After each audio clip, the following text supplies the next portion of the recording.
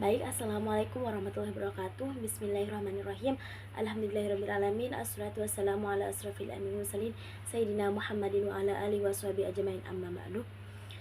Yang terhormat Kiai Haji Muhammad Hasan Mutawakil Allah SHMM sebagai Kepala Yayasan Universitas Islam Zainul Hasan Genggong, yang kami hormati Rektor Universitas Islam Zainul Hasan Genggong Bapak Abdul Aziz Wahab MA MAG CHCHT, yang kami hormati Ibu Dekan Fakultas Tadris Umum Ibu Wahyu Lestari MPD, yang kami hormati Kepala Program Studi Tadris Bahasa Indonesia Ibu Maufitul Hamdiah MPD, serta dosen pengampu mata kuliah Psikologi Pendidikan Bapak Ahmad Ilzamul Hikam MPD.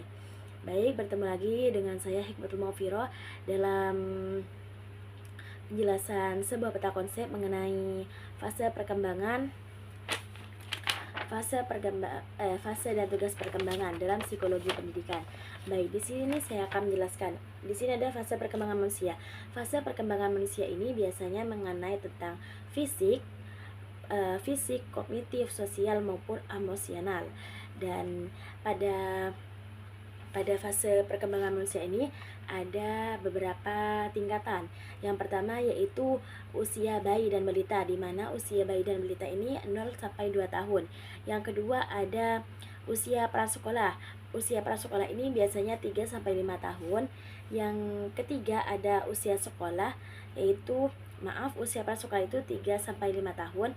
Yang ketiga ada usia sekolah awal, yaitu 6 sampai 12 tahun, dan ada masa remaja yaitu 13 sampai 19 tahun.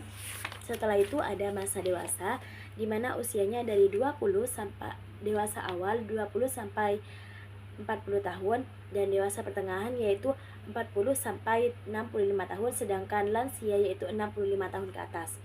Selain fase perkembangan manusia, di sini juga ada fase perkembangan manusia menurut teori Piaget.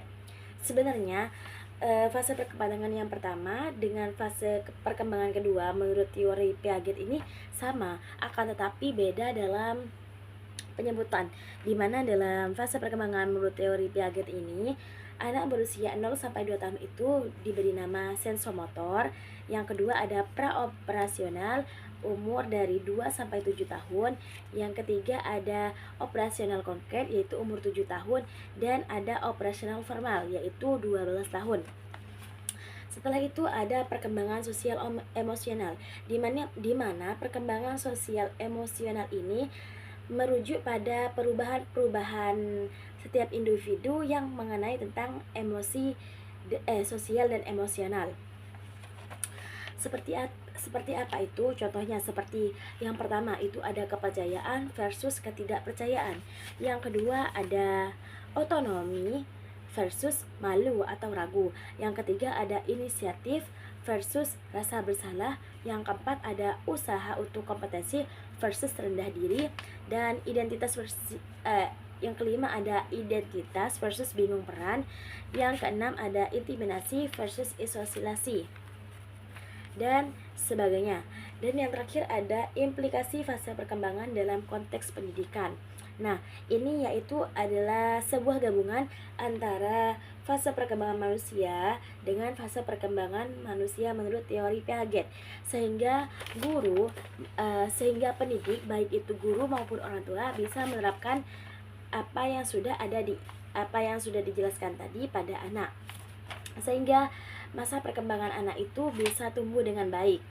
Nah, mungkin hanya ini yang dapat saya sampaikan atau jelaskan mengenai fase dan tugas perkembangan dalam psikologi pendidikan. Kurang lebihnya mohon maaf. Akhirul kalam. Wassalamualaikum warahmatullahi wabarakatuh.